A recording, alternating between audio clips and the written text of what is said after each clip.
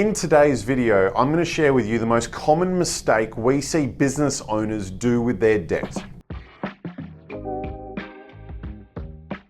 A lot of businesses have debt, and there's nothing wrong with that. Some businesses have their debt very simple. They might have a credit card and loans on assets like vehicles or a truck or a piece of machinery. But there's also a lot of businesses that do have other business loans, whether it's a line of credit, money that they've borrowed and repaying over a period of time, or an overdraft that they're utilizing to help fund their business. And this leads to the most common mistake we see with business owners regarding their debt. They are over-securitized on what they actually have in debt relative to the security that the bank holds. Let's go back a step.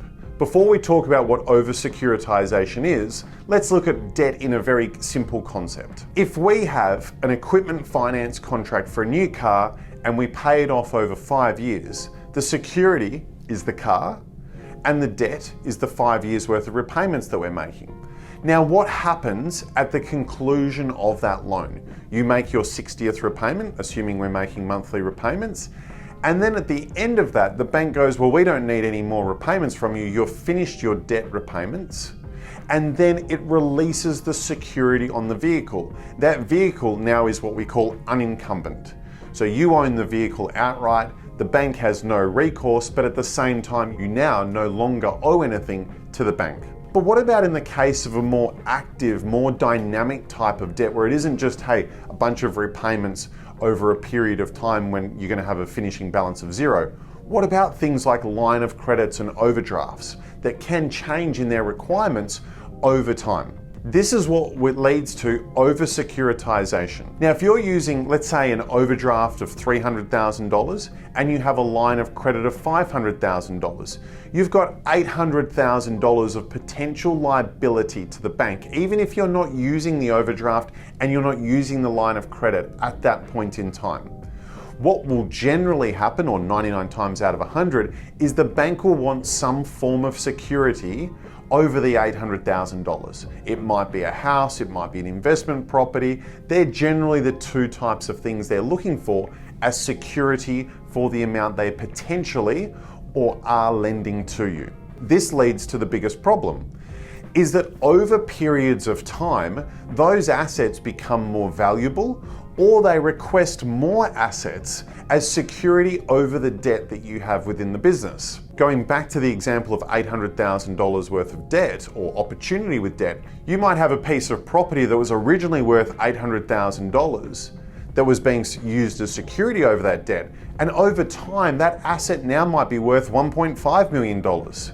This leads to over-securitization, number one, just through simple increases in value in assets, and the bank has far more security than what it really requires relative to the debt that it holds. There's also a second element to this as well. When I mentioned a moment ago around an equipment finance contract being repaid and the debt finishes, with these more dynamic types of debt, such as an overdraft, such as a line of credit, is your needs change over time. What if you go, hey, I don't need that line of credit anymore?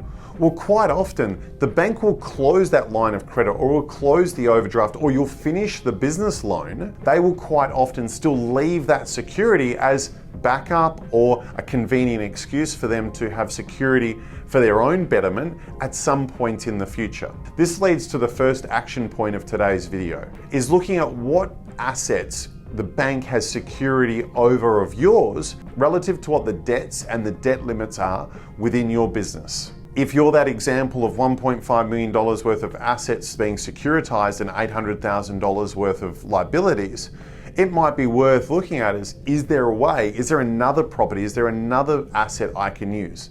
Now, naturally, if you've only got really one residential property and no other assets they're willing to securitize, you have to live with the variance between the 1.5 million and the 800,000. But quite often, we see a number of properties being used when they're not necessary for the bank. Why is this so important? If I'm repaying the loans, there's no issues.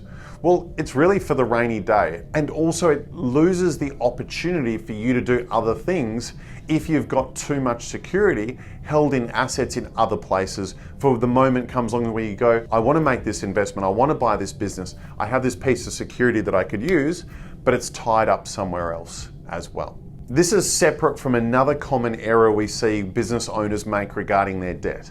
And that is very simple. They don't include their debt repayments in their break even. I'm going to share with you a story you may have heard from me before, but it's regarding a business around 10 years ago that we met with for the very first time.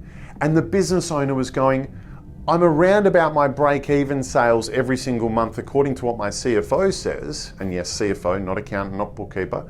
According to what my CFO says, I can't work out why we're losing money still, but our sales are around about our break even. We looked into the costs of running the business, and what we realized very quickly is that their CFO was not including loan repayments in their break even.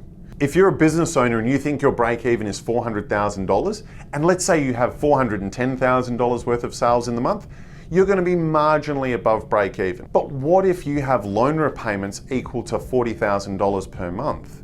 Now, on the $10,000 difference between 400 and 410, you're probably not making a huge amount of money. You might be making $5,000 in additional profit as a result of the $410,000. But that's nowhere near enough to cover the $40,000 worth of loan repayments. Now, the reality in this business's situation was far worse. He thought his break even was around about $450,000, but he had $80,000 worth of loan repayments each month. So his break even went from $450,000 to beyond $600,000 per month because of those loan repayments. The only reason that they hadn't run out of money was that they were using other forms of debt to essentially fund the losses to repay the loan repayments on their machinery. Make sure you include any loan repayments you have in your break even. Look at your fixed costs, look at your overheads, and then add on top of that what your loan repayments, because they are another fixed cost to your business. The two takeaways from today's video. Number one, make sure that you don't have too much security, or the bank doesn't have too much security relative to the debt that you hold. And number two, please, this is imperative, include your loan repayments in your break-even calculations for your business.